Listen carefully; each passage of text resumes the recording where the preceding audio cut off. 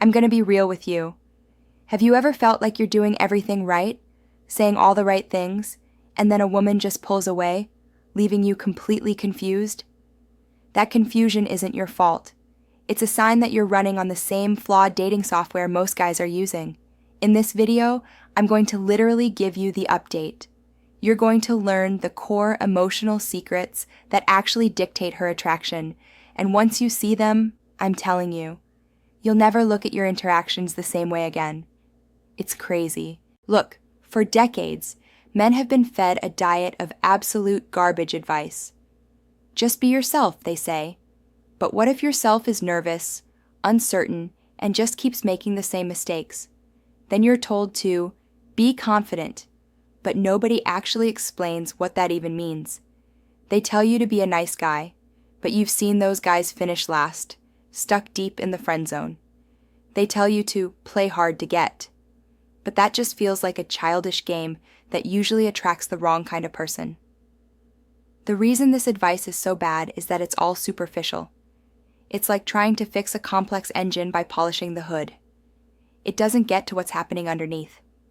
The truth, which most guys are completely blind to, is that female attraction isn't primarily logical. It's emotional. It's governed by a deep subconscious framework. And that's the promise of this video.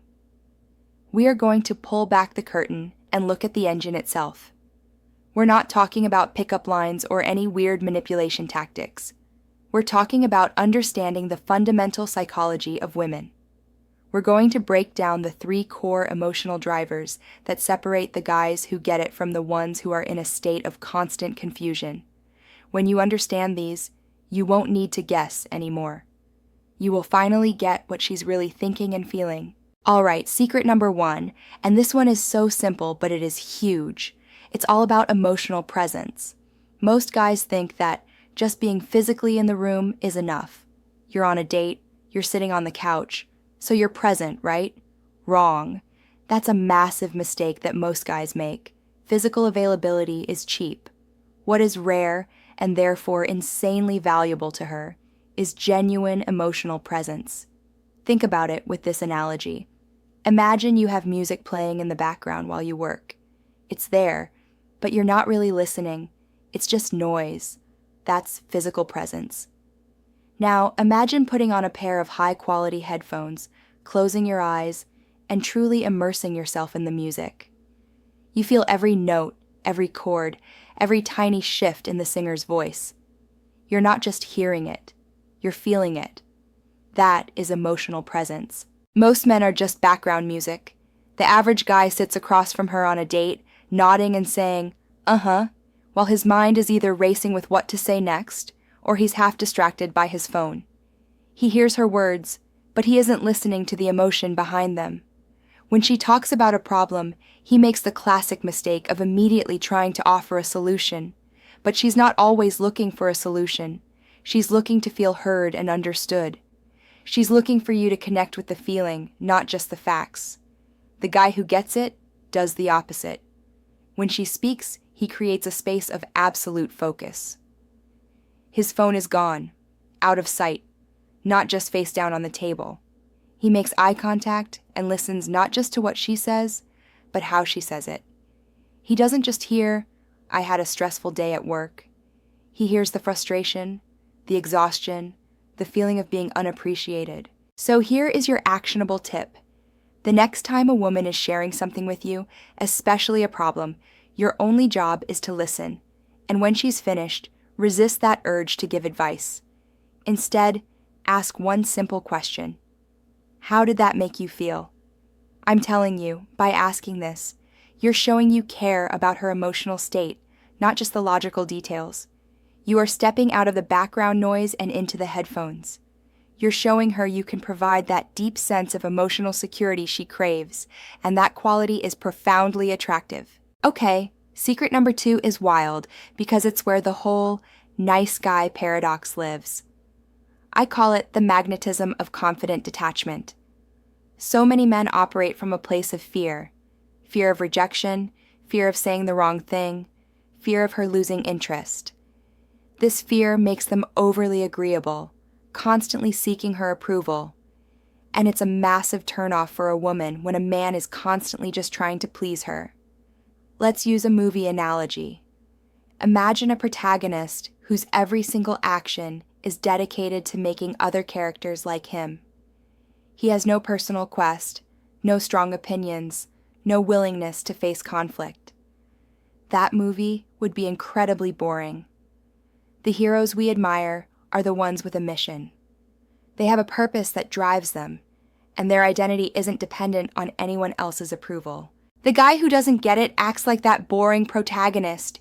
He becomes super agreeable, validating everything she says and hiding his own opinions. He's available 24/7, responds to texts instantly, and builds his schedule around her. In his mind, he's showing her how much he cares. In her mind, his constant availability signals a lack of confidence and his own purpose. Women are drawn to men who have a sense of direction in their lives. This doesn't mean you need to be a millionaire, but it does mean you need a mission, a passion, something you are driving towards that is bigger than just winning her over. The guy who gets it understands this. He is the protagonist of his own movie. He is kind, but he is not afraid to have a different opinion. He has his own life, his own hobbies, his own goals. This natural scarcity of his time and attention, his confident detachment, is what makes him so magnetic. He isn't playing hard to get. He is hard to get because he has a life he is passionate about. This inner strength is what allows him to pass the subconscious tests women use to gauge a man's stability. Here is your actionable tip for this. Stop trying to be constantly available, and stop asking for permission. Instead of texting, "What do you want to do this weekend?" You should lead. Send a text that says, "Let's check out that new Italian place Friday night at 7. Take the lead. Be decisive. It shows you have a plan, not just for the date, but for your life. That kind of confident leadership is one of the most powerful psychological triggers for attraction. It's insane. All right. The third core secret is the engine of emotional investment. This is the understanding that all of us, men and women, value what we have to work for. We cherish the things we invest our time, effort, and emotion into. If something is handed to us too easily, our brain subconsciously gives it a lower value. This principle is critical. Think of it like building a fire. You can't just throw a massive log on a cold pile of sticks and expect a roaring flame. It's not going to happen. You have to start small. You need kindling. You create a little heat, let the small sticks catch, and then slowly, you add bigger pieces of wood. You have to give the fire oxygen and space to breathe.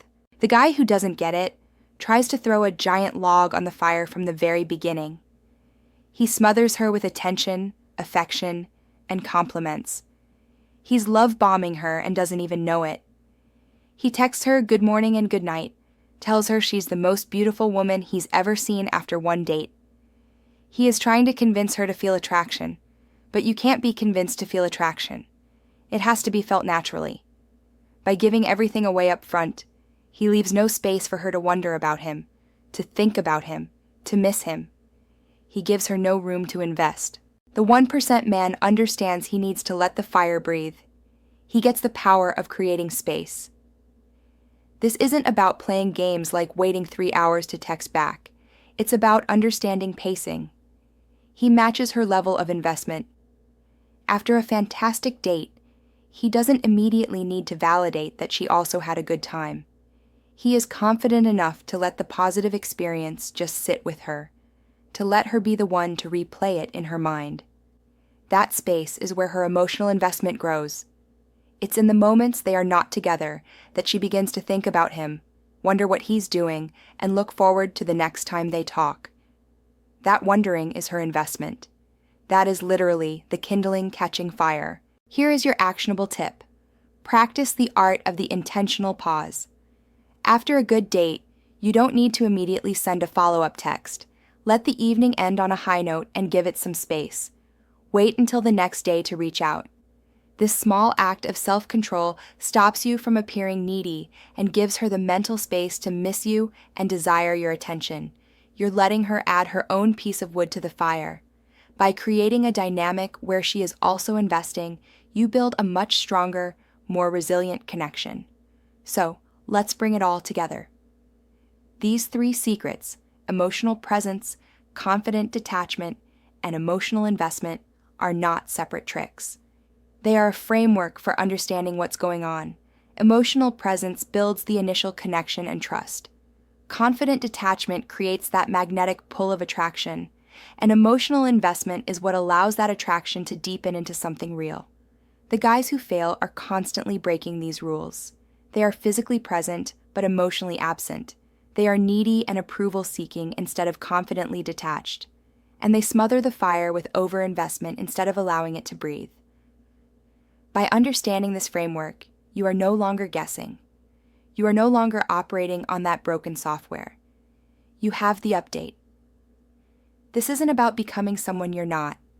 It's about unlocking the most confident, centered, and authentic version of yourself, a man who understands the deeper currents of human connection. If you want to master this and get more secrets into the psychology of attraction, make sure you smash that subscribe button and hit that notification bell. And now I have a question for you. Which of these 3 secrets has been the most confusing or challenging for you in your own dating life? Let me know in the comments below. Your story could literally help another man who is going through the exact same thing.